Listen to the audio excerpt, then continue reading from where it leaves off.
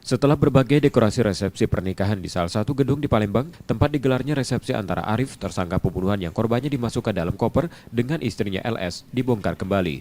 Pembongkaran dekorasi dibongkar setelah pembatalan yang dilakukan istri tersangka. Menurut keterangan pengelola gedung, istri tersangka telah mengajukan pembatalan dan meminta uang sewa gedung dikembalikan melalui wedding organizer 2 Mei kemarin. Ada pembatalan karena ada kejadian itu. Nah, PO minta pengembalian, aku bilang ikuti proses dulu.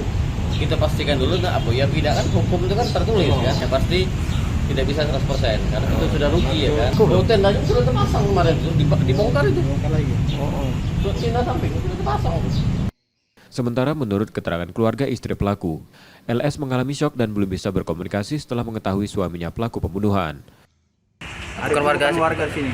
Bukan. Kalau Arif ini warga Tangerang yang kita tahu.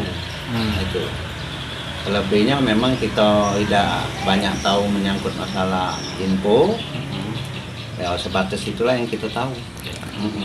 Kalau secara ini atas nama Lista itu memang korban.